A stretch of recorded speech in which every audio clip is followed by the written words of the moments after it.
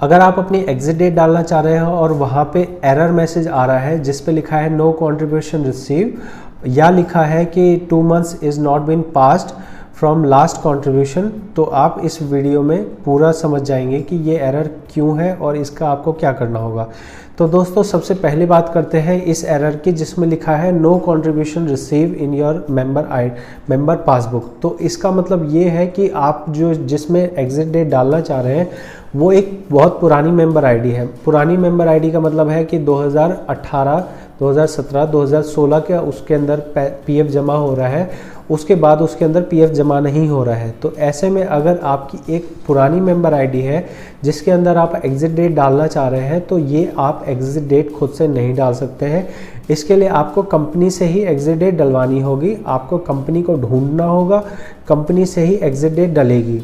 अगला जो डाउट आता है वो ये आता है कि हमारे उस एरर मैसेज में लिखा रहता है कि अभी आपके लास्ट कंट्रीब्यूशन डले हुए 2 महीने नहीं हुए हैं।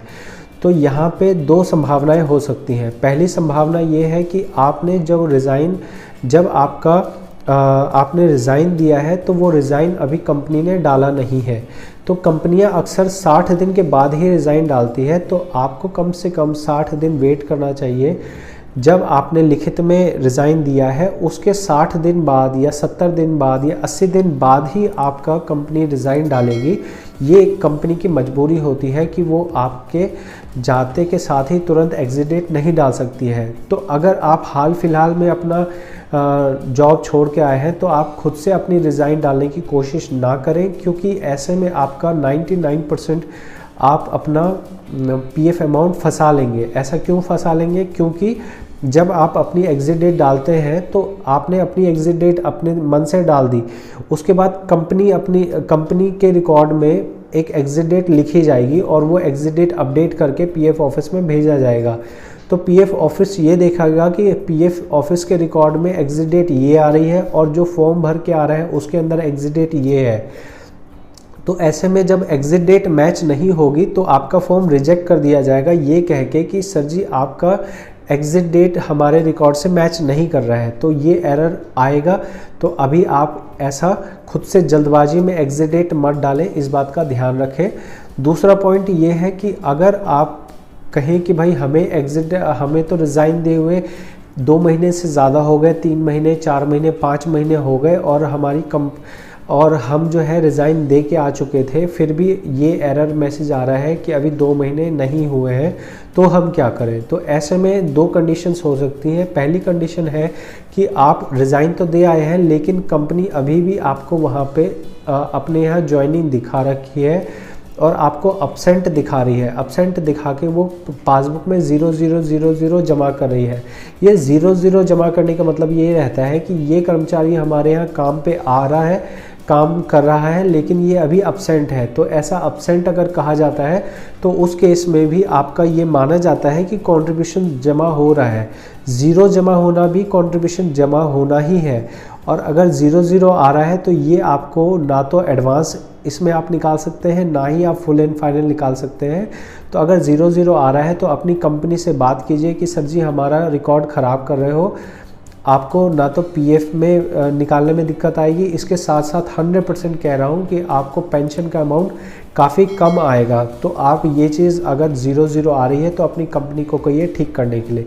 उसके बाद भी अगर मान लीजिए 00 नहीं आ रहा और आपको 2 महीने से ज़्यादा हो गए हैं फिर भी ये एरर मैसेज आ रहा है, तो फिर आपको कंपनी में ही जाना पड़ेगा, कंपनी में जाके ही एग्जिट डेट अपनी डलवानी पड़ेगी। ऐसे में बहुत लोग कहते हैं कि क्या हम अपने पीएफ ऑफिस नहीं जा सकते हैं, पीएफ ऑफिस वाले डाल नहीं देंगे? तो नहीं, पीएफ ऑफिस वाले कुछ भी नहीं करेंगे।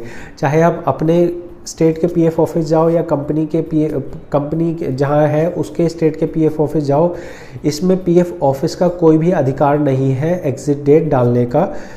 इस बात को आप ध्यान दीजिए। ना ही मैं कर सकता हूँ, ना ही आप ग्रीवांस लगाएंगे। तो ग्रीवांस लगाने से होगा, जो ग्रीवांस वाली वीडियो कही जाती है उसमें आप कोशिश कर सकते हैं, लेकिन 99% मैं आपको कह रहा हूँ कि ग्रीवांस लगाने से भी नहीं होगा।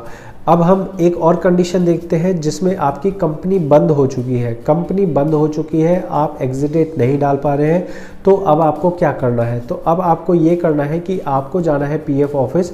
जब कोई कंपनी बंद हो जाती है तो उस कंपनी ने जिस महीने में आखिरी बार आपका पीएफ जमा किया जाता है उसी महीने को एग्जिट डेट के तौर पे माना जाता है। तो आप अपना एग्जिट डेट खुद से नहीं डालेंगे, आपको जाना है पीएफ ऑफिस। पीएफ ऑफिस के अंदर में जो आप इंक्वायरी पे बात करेंगे तो वहाँ पे उस इंक्वायरी पे वहाँ पे बताया होता है कि ये कंपनी बंद हो चुकी है। जब कंपनी बंद हो जाती है तो पीएफ ऑफिसर जो होता है, जिसे अकाउंट ऑफिसर कहा जाता है, अकाउंट ऑफिसर आपको ये बताता है कि आपकी कंपनी बंद हो गई है, तो उसके हिसाब से आप अपनी एग्जिट डेट ये लिख दीजिए, या वहाँ पे आप एग्जिट डेट की जगह कंपनी क्लोज लिख सकते हैं।